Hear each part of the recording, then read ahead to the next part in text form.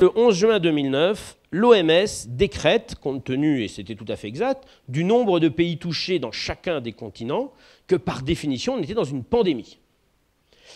Et en France, on dit on est en épidémie dans un monde en pandémie, mais nous ne sommes pas en pandémie. C'est l'exception française. Ça existe y compris sur le plan sanitaire. Pourquoi on n'a pas franchi, alors que épidémiologiquement ça ne s'explique pas. Si vous êtes une épidémie au milieu d'une pandémie avec le même agent pathogène, vous êtes dans la pandémie. Parce que là, ça a déjà été le premier blocage du plan. C'est-à-dire que si on dit pandémie, on arrive au niveau 6. Niveau 6, c'est ce que je vous ai dit. On ferme les crèches, on empêche les déplacements. Et là, on s'est quand même rendu compte que ce n'était pas logique. Il n'y avait pas nécessité de désorganiser complètement la société pour un risque qui n'était pas avéré. Mais au lieu de dire, on va accepter le fait qu'on est en pandémie, mais on va dire, bien qu'on soit en pandémie, on n'applique pas les mesures, on n'a pas voulu franchir le pas pour ne pas déstabiliser le plan.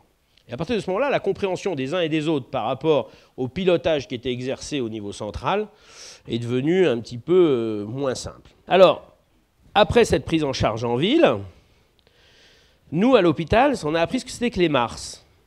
Alors, moi, je ne connaissais pas les MARS, je connaissais un coup de barre, Mars et ça repart, ça c'était une pub de quand j'étais petit. Mais les MARS, après, c'est les messages d'alerte rapide système.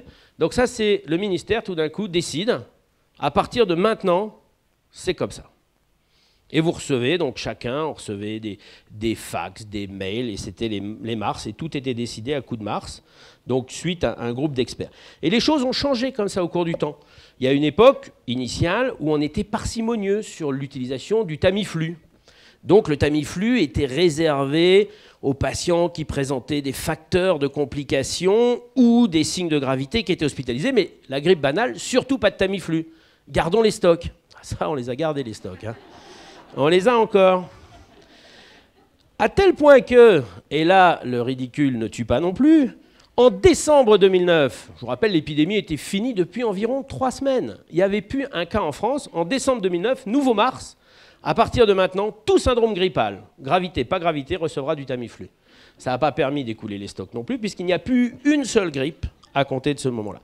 Donc là, des décisions qui ont été prises. Au départ, on ne connaissait pas forcément la gravité, etc. Mais là, on a observé, ce n'est pas trop d'infos, tue l'info, c'est qu'il y a eu, au bout d'un moment, une telle angoisse de la partie, en particulier des décideurs, de prendre la mauvaise décision, qui sont restés en phase un petit peu d'immobilisme, et on attendait, jusqu'à prendre une décision qui n'avait plus de sens quand elle est sortie, décréter après la fin de l'épidémie qu'on allait utiliser le Tamiflu. Et je crois que comme le ridicule ne tue jamais complètement, vers le mois d'avril-mai, on a reçu un nouveau Mars nous disant c'est fini, vous n'êtes plus obligé d'utiliser le Tamiflu, mais vous avez 6 mois que personne n'en avait fait. Et puis le dernier point qu'on ne peut pas passer sous silence dans la prise en charge de cet épisode a été celui des vaccins. Alors, premier problème majeur autour des vaccins, ça a été la communication autour des vaccins. Et je dirais surtout une zone blanche qui nous a coûté très cher. On a su dès le début de l'épidémie qu'on allait faire des vaccins, et dès le début de l'épidémie, le fait que l'État français en particulier allait s'engager dans l'achat de vaccins a été très clair. Et puis après, on a pu communiquer sur le vaccin, en particulier au mois d'août, au mois de septembre, et les ligues antivaccinales en ont profité, elles, pour occuper la place.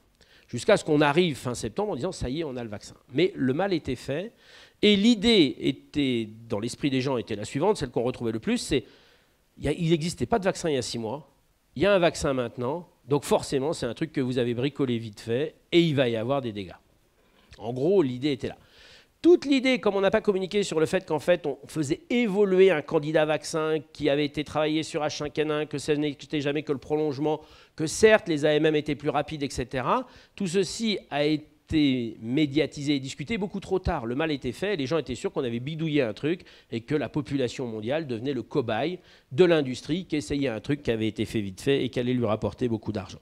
Donc là, il y a eu une faute de communication forte qui a causé des dégâts qu'on a eu beaucoup de mal à rattraper par la suite. Je dirais même qu'on n'a pas rattrapé.